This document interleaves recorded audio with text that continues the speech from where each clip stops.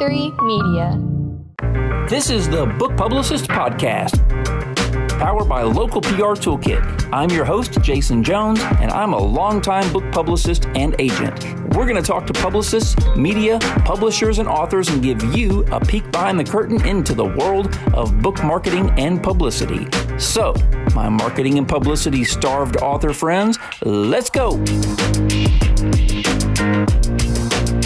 Welcome to another episode of the Book Publicist Podcast. I am your host, Jason Jones, and I am fortunate to be in the company of producer extraordinaire, David Wilkinson. So fortunate. What's up, D-Dub? Man, I'm good. I enjoy being with you probably more than you enjoy being with me. But Absolutely we don't need to get so. into that. I'm just glad to be here. I can guarantee you that is the case. Okay, that's fine. Whatever. I love you, dude. Hey, you man, too. this show is going to help a lot of people, David. I think a lot of authors, especially of the self-published variety, kind of get a peek behind the curtain, what it's like on this side of the business. You know, there's a lot of things that we do at the publishing house and on this side of things that they just don't have access to. And so that's what this thing's designed to do, is to let them see how we do what we do so they can learn to do it for themselves. They can learn to be their own publicist.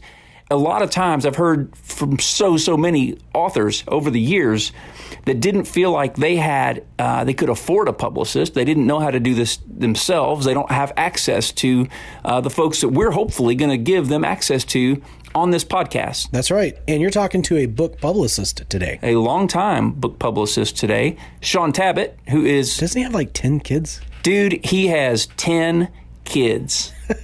That's a lot of kids.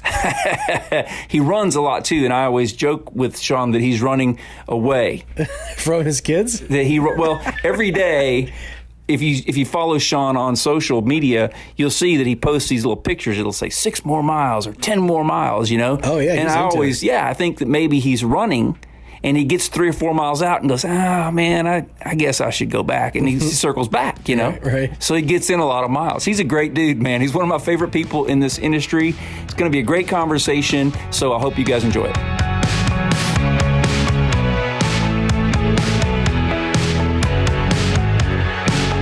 I am here today with my good buddy, Shaun Tabatt. Shaun is...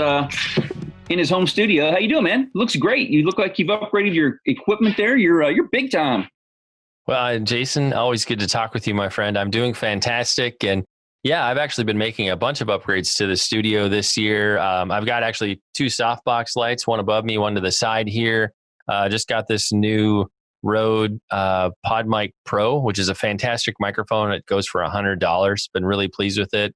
You can't see it, but I've got acoustic foam up on the walls now. So I'm trying to be as legit and professional as I can in the home studio. Man, I am impressed. So for our listeners, let me introduce you a little more formally.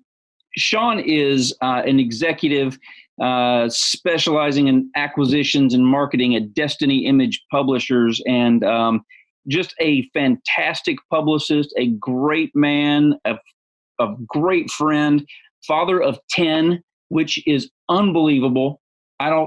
Still blows my mind. Father of 10, and podcaster, host of the Shaun Tabatt Show, which is terrific, and a runner. You are a lot like Forrest Gump in that it seems you never stop running. Every day you post your mileage on Facebook, and I just feel fatter and fatter while I see you shrinking, and good for you. But so man, I'm loving talking to you. It's been a while. We see each other once a year, typically at a convention or a conference. We've been buddies for probably, going on 10 years now. Yeah, I think that sounds about right. Yeah, and I just get grayer and grayer and wider, and maybe a little wiser. I don't know. We'll see. But we're talking. You know, I've told you a little bit about the podcast and what we're doing hoping to do for our audience, and training them to think like a publicist and to be able to act as their own publicists. So many times, as you know, these self-published authors work for months or years on a book. They get it in their hand, and all of a sudden they figure out that they can't find anyone to serve as their publicist. They can't afford a publicist, an expensive publicist. They don't know how to do it themselves. So what we're hoping to do is to train them up so that they can serve as their own publicists for their books from now until their writing career is over. And there's, of course, a lot involved in doing that. So we've had a lot of great conversations thus far this season. And you and I are going to dive today a little bit into the idea that no interview is a small interview, right? I mean, we encourage these authors, and the product actually that we're rolling out for them is called Local PR Toolkit. So we're obviously encouraging them to start locally, and there are myriad advantages to doing that. So let's talk about some of those local opportunities and some of the things we've seen happen as an outgrowth of a local opportunity. I know you've probably had some success stories that come to mind. Yeah, there was a book I worked on a couple of years ago when I was at Chosen Books. At the time, I was the senior publicist. And so this was a traditionally published trade book, but that's kind of irrelevant to the story. So I get CC'd on this email that wasn't meant for me, but somehow I got copied into the loop. And it was a local radio station in the Minneapolis area, an AM station. And it was this show that has kind of a paranormal sort of ghost theme. And it happened that I had an author with a book called The Paranormal Conspiracy. And this book looked at kind of the interaction between the supernatural and spiritual world and faith. And so it was something that would actually be a really good fit for the show. And so, they'd randomly copied me on an email. They didn't know me, but I reached out to them and said, hey, I have this author. He's a well-studied guy. He represents himself well. And, I'd love for you to have him on the show. And so they said yes. And it's an AM show in Minneapolis that airs at like 11 o'clock at night. So, woohoo, it'd be a good fit, but is it really going to make a difference? And so my author goes on the show, knocks the interview out of the park. They really liked him. Well, the next week, the host of the show emails me. He's like, hey, man, we love that author. We had such a fantastic conversation. I'd like to introduce him to one of my friends that has a larger show. I mean, Coast to Coast AM actually was the show that he wanted to connect us to. And he's like, they reach, over 3 million people. And so I'm like, yeah, man, that'd be fantastic. And so we ended up booking that author for this gigantic show that has really an international reach. And it all came because I responded to a random email and got him booked on this little AM. I mean, I guess little might not be fair because they do have a good sized audience, but again, an AM show airing at like 11 o'clock at night in the Twin Cities, Minneapolis area. So from that to, reaching 3 million people. So that's probably my favorite success story because it felt kind of random. And I was just like, hey, I'm happy to just give this author an opportunity to talk, but it opened up the door to a really big opportunity. Yeah, no, and that's the idea, and I've said so many times in various places on our social feeds and here on the podcast this first season, you go on a local interview, you knock it out of the park as your guy did, and the objective is to become a regular, maybe every few months you're on, especially if your topic is one that's a little more evergreen, but you go on, you become a regular. Those folks at that particular show or outlet likely have, they're an affiliate. They've got a network somewhere listening that may all of a sudden be turned on to that author. And all of a sudden, then you're reaching a much bigger audience. The interviews now locally too. The other thing is that they have a shelf life. Because of the ability to post them online and share them. No interview is really local anymore from that perspective. So, I think they give you a chance, we've said, to get some seasoning, some much needed seasoning and experience so that, when you are in front of the big bright lights on that big interview you've worked for years, you know what you want to say, how to conduct yourself. And those bigger shows will take you more seriously after you've done some local media. So, the idea of becoming a regular on a local show, I think is something that a lot of self-published authors, they want to kind of bypass their local market. I think their idea is, hey, I'm going to write a book, and the first person I'm going to go out and pitch is, CBS News or Fox News or, CNN. And I think that's the wrong idea.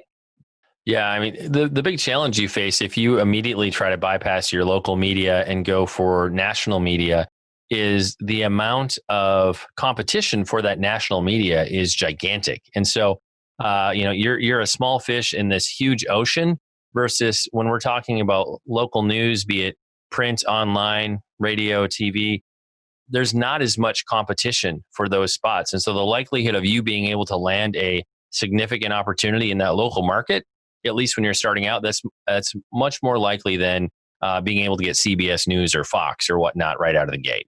Yeah. Well, the other thing is too with the local stations, and this is something that we've been doing with a few of our clients here lately. They've got Instagram, accounts, these local stations. They got a Facebook feed and Instagram feed that most of them, from what I can tell, don't know what to do with. Go into the studio, shoot a few little 30-second clips, or figure out a way to provide them with some great content for their social feeds. You're local, you're relevant to their audience. If it's good content, you're going to drive some traffic there to their feed. That's good for them. It's good for you. It costs them nothing. There are different ways to provide them with content. They're always looking for good content. And Lord knows, if you think that that they've just got more good content than they can handle, then you haven't watched a lot of local news lately. I watch clips every day of things that happen on local news that I just can't believe I'm watching. They need the content. Desperately. My son actually works for our local Fox News affiliate here in Champaign, Illinois. And every night when he comes home, he tells me some of the crazy stories they run. And man, sometimes they reach pretty deep into a barrel for some of the stories they have. I think the weirdest one this past year was someplace in like Scotland or Ireland where there was some issue where like a bunch of rats ended up overrunning a highway or something. But why include that for news? Because you're desperate to have something interesting to share. You're just looking for something that's going to kind of intrigue people. So you're actually doing them a favor if you provide them with good local news. Yeah, no, that's absolutely right. And that's a mindset that we work to overcome as well. I mean, me, myself, when I was a young publicist, I was of the impression that they were doing me a favor by having my folks on their show. And, the longer I was in the business, the more I figured out that, yeah, this is a win-win. I'm providing you with great content for your audience. It's relevant. It's important to them. It's something that's going to inform or entertain them. And so you're winning when you provide them with good content, So I'm doing you as much a favor as you are me. My author's happy, you're happy, your audience is happy. It's a win-win. So I think you have to get past that mindset too, right? That they're doing you a favor. You're providing them a service. You're not asking a favor, you're providing a service. Yeah, I mean, you totally have to realize that what you're bringing has value, and they may have never heard that, or they may have never heard your flavor of that story or that idea. And so you could very well be bringing something fresh and interesting to the table. You just don't realize it because it's new and it's normal to you, but maybe they've never heard that. And another thing I just wanted to touch back on, you talked about like becoming a regular on a program.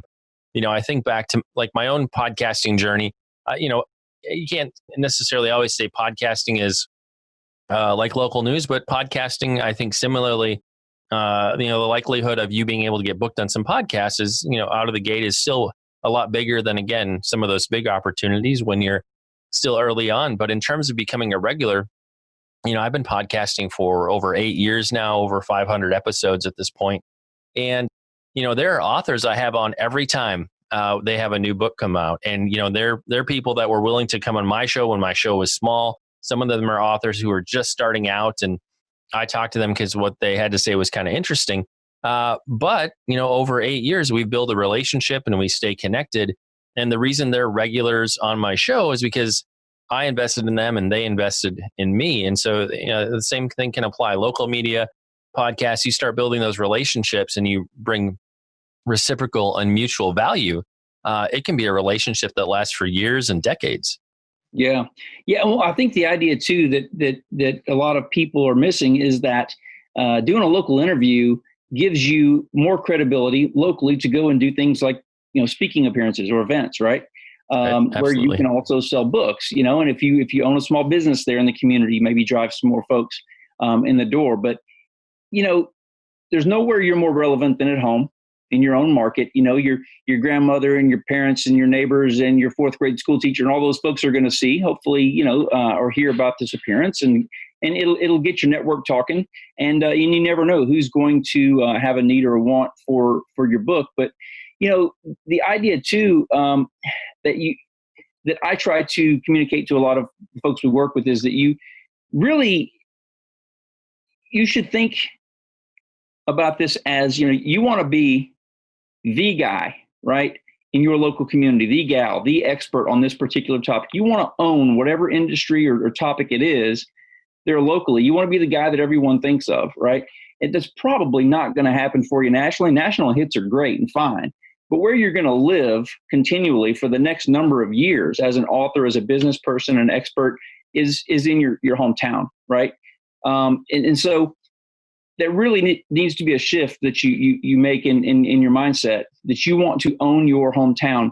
And if you live in a decent sized market, you're talking possibly several thousand books that could be sold, new customers you could drive in your door. And the idea too, the other shift in thinking is that, you're not doing the media to sell books as much as you are build an audience, right? And so if you've got a podcast or social feeds or or website you want to drive folks to, that's why you're doing the media, is to grow an audience of your own, so that eventually you don't really need media anymore.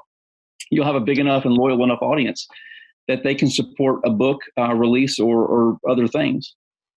Yeah, the thing I always like to tell authors in terms of building a platform and just going after promoting your book or your service offering, whatever it is, just remember it's a marathon and not a sprint. And the big thing to know is what you're building platform-wise to launch this new product, this new book, whatever's closest in front of you. That's also building a platform for that next book or that next project or product, whatever it is that might be 2 years, 3 years, 5 years down the road. So it is this long-term ongoing process. And as you have more successes, as your network grows, and as everything scales and builds, you will just kind of keep going higher and higher and higher. And that is a process. Sometimes you do get to skip steps and you hit this critical mass point and you get pushed way far ahead and you're like, wow, what happened? It changed overnight. But it is a process that I always like to say, you got to keep putting the quarters in the bucket and eventually you're going to have a lot of value there.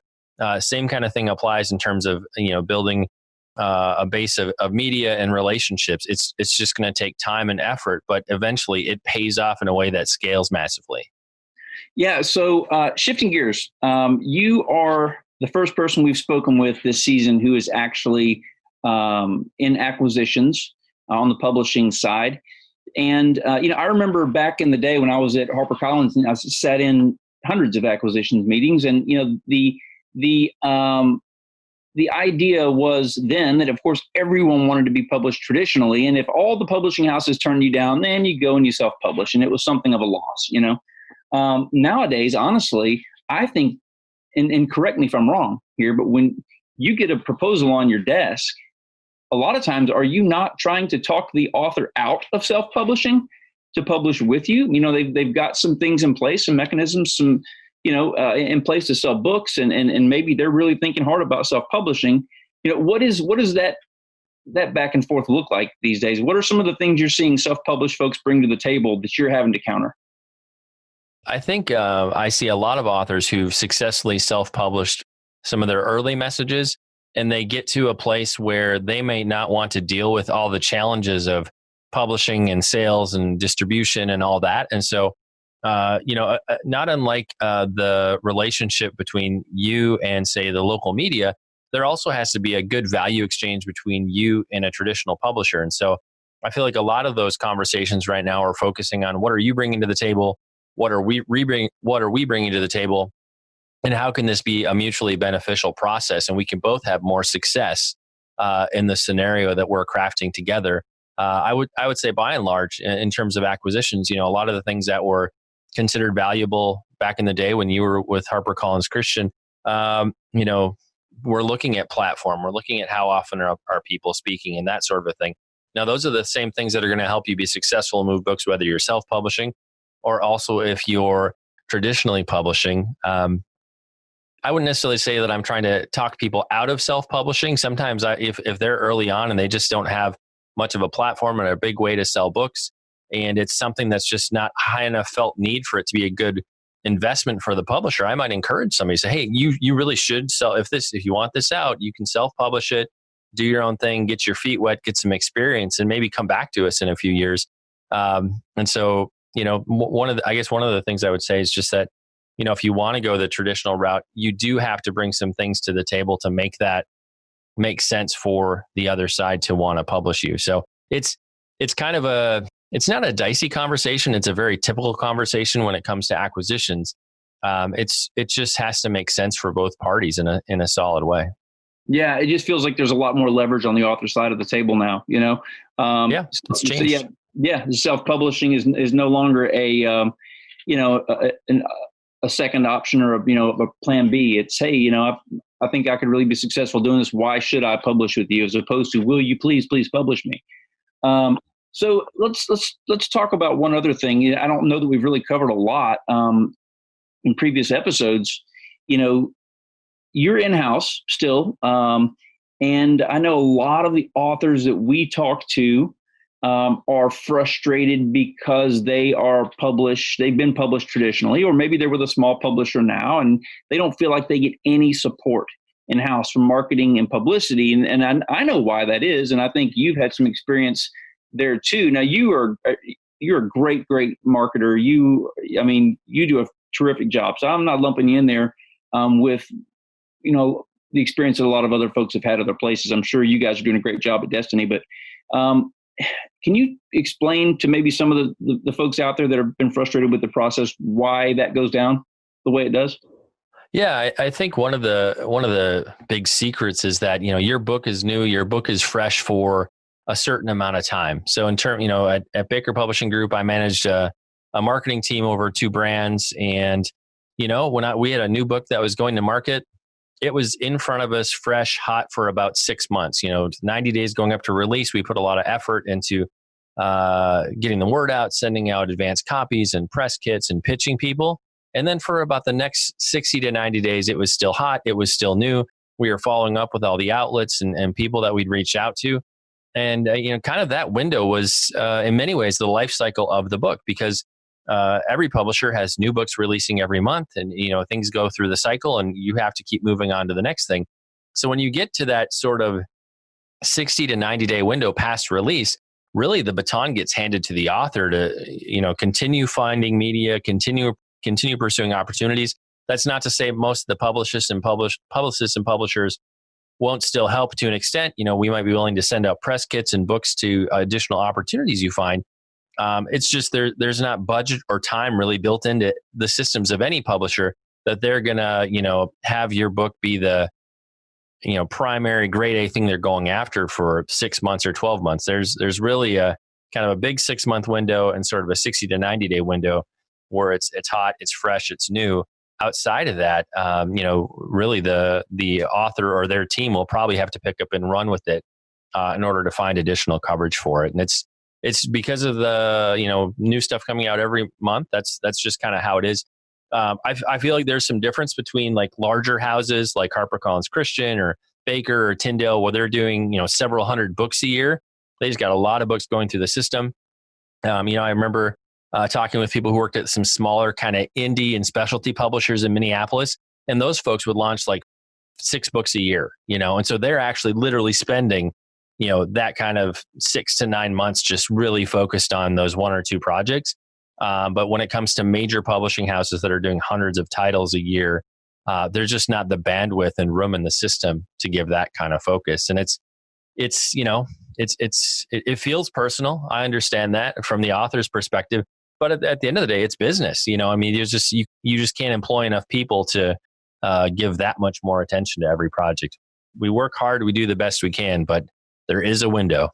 Yeah, no, that, and I know that for sure. I was, obviously there at HarperCollins as an in-house publicist for about 6 years, and it's just really, really difficult. I used to say every book could be a full-time job if you did as much as you could and should do for each author on each book. I mean, you could spend hours and hours and hours every day for weeks pitching and following up, but you don't have that. So you kind of got the process.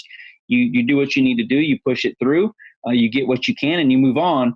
And and I think that brings me to this idea of local PR toolkit and why we have created this toolkit to begin with. There are the folks that we mentioned at the outset who can't find anyone that they can afford to help.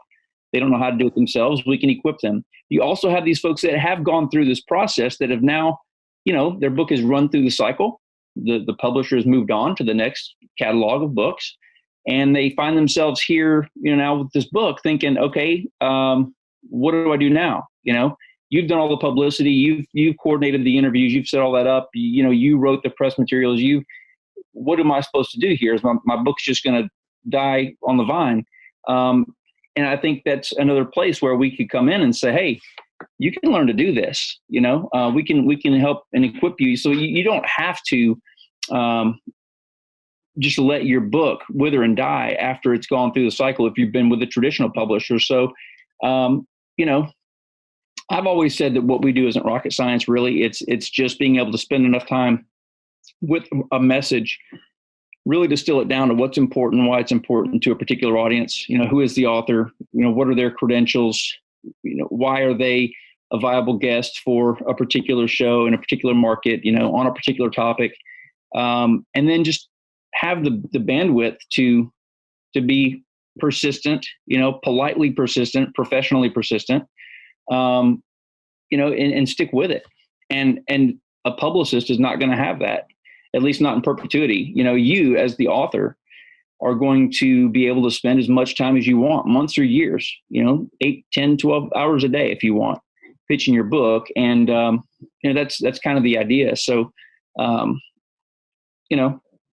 I would just say, the one thing that's going to keep a book moving is you as the author getting out there and being up in front of people speaking, getting out there, doing interviews, podcasts, radio, TV. Nothing sells books quite like that because people are seeing you as an authority, as somebody who has something important to say. Now, that's not to say if you do a bunch of interviews early on when a book first releases, you can actually put those on kind of a revolving schedule and try to creatively share those in different ways in your newsletter, on your social media channels. And that, I feel like that's one thing that whether you're self-published or traditionally published, a lot of authors and their teams often overlook, that they'll share that interview once and then it's just kind of out there and dead.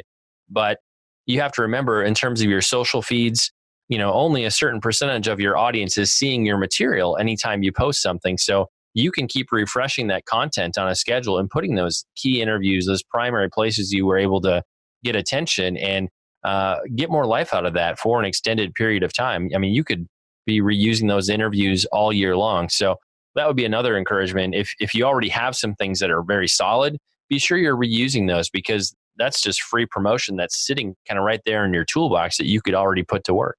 Yeah, that's a great idea. And, that reminds me of an author I worked with years ago who had written a cookbook. This is maybe back in 2008, 2009. She'd written a cookbook. She was in Memphis. And she was releasing the book first of the year, January, February.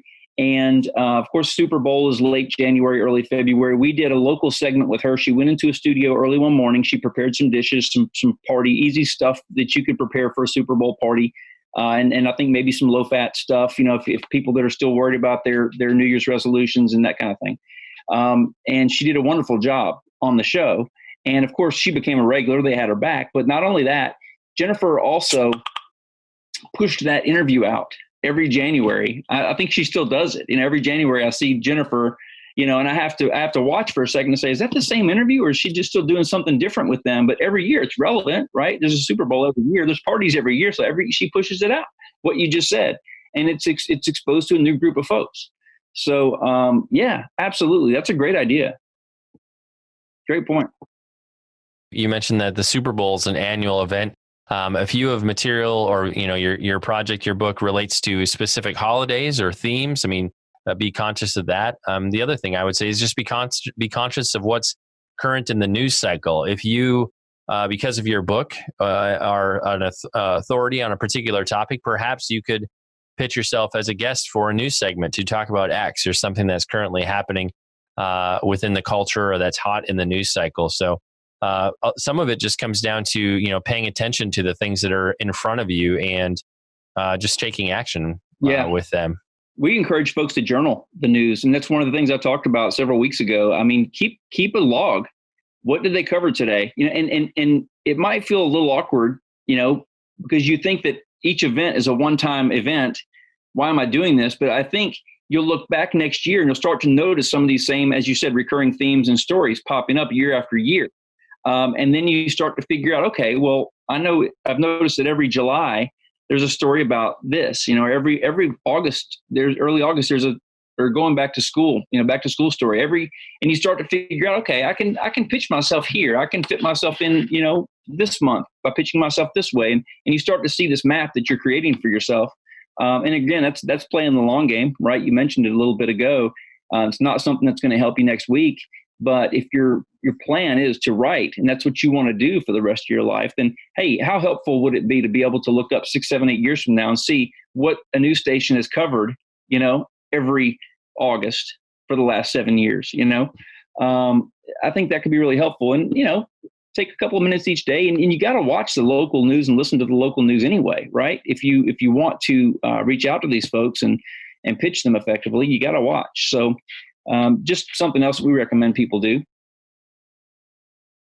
One last thing I would mention too is, just remember that you have better technology in your pocket than the average news station had 10 years ago. Really, I mean, most of our phones have 4K cameras, and it's easy to capture yourself talking or to live stream. And so I'm not saying you should try to go out and say, hey, I'm going to make the next viral video, but I have author friends who, because of something they decided to, go live on Facebook or Periscope a ways back and talk about something, whether it's controversial or something they were passionate about or knowledgeable about.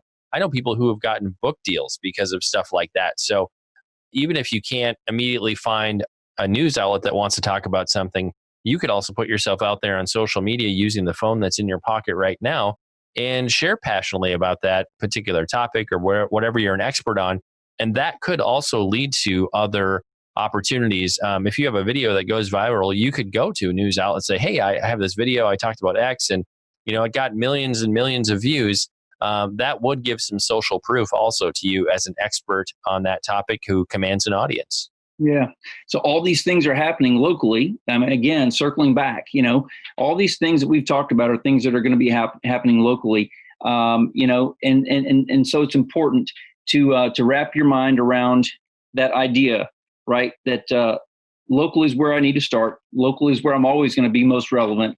This is where I'm going to spend my time, day in, day out, month after month.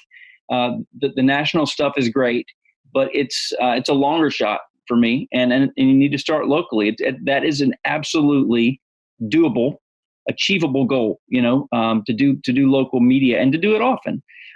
So I tell you, one of the things, Shaun, that we like to do with our listeners is, we cover a lot of ground. I think you've given us a ton of great content here today, but we like to leave them with a 1-minute takeaway. If you had one thing that you wanted to make sure folks walked away from this conversation with today, what would it be? Probably my one encouragement would be to remember that you are an expert, that you have special experiences, abilities, things that nobody else has. The way that your talents and passions intersect in your life with the things you accomplish, that is unique to you. And that is something that other people actually would benefit from hearing about. And so be willing to accept that you are an expert. I think that is one of the biggest challenges authors face, is kind of maybe feeling like they're imposters, or they're kind of posing that they're really not that guy or that gal who has something important to say on whatever the topic happens to be. And so my encouragement would be is remember you are an expert. And so be willing to own that, be willing to put yourself out there as the expert. And if you do that with confidence and professionalism, it's going to open doors. I guarantee it. Yeah, no, you're right. And if you don't believe that you are, then the news outlets absolutely aren't going to believe that you are, right? You project that. So yeah. Well, thanks, man. This has been great. I wish I could see you more. I wish we could talk more. Maybe we could do this more often. And speaking of becoming a regular, man, I'd love for you to be a regular on this show. I think you bring so much to the table. And I think this is probably a little bit different, or at least different enough from the Shaun Tabatt show that, maybe it wouldn't be too much a conflict of interest for you to join our folks every once in a while and share some with them, right?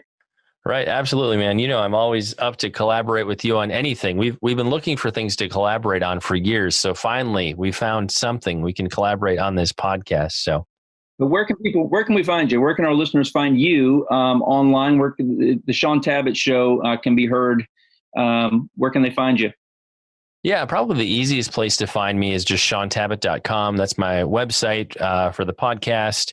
If you want to connect with me, there's a contact page on there. Or if it's easier, you can just send an email to show@shauntabatt.com. If you have a book idea that you want to pitch me for an interview, I get inundated with hundreds and hundreds of interview requests every month. So just know that. But I try to have kind of this sort of 80-20 principle where 20% of the content I go after is from up and coming authors or people that are new, because in my heart, I want to give people a chance to get that first interview opportunity. I'm sad that I can't do that as much as I used to be able to, because I've just got too much going on, but I'm still very passionate about that. So if you want to connect with me, you can certainly reach me through my website or send me an email. Look me up on social media. I'm on Facebook, Instagram, and Twitter. And yeah, if you want to connect with me, tag me, give me a shout out. I'm always glad to interact as much as I can. Come on, man. You don't have that much going on. You've only got 10 kids. That's true. That's true. A lot of free time.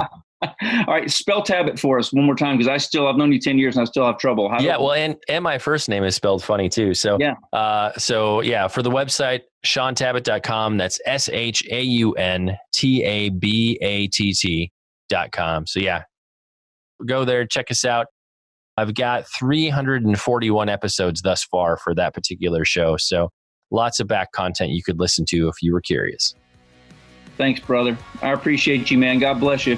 Take care. Bye-bye. Talk to you soon.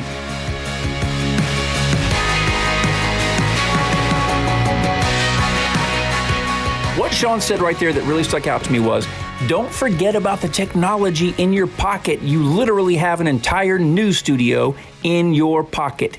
Learn to use that, and not just for pitching media, but for providing content consistently to your own audience and building that audience, because media is driven by ratings. They love to know that you're going to bring an audience with you when you do their show, and that you know how to promote a segment.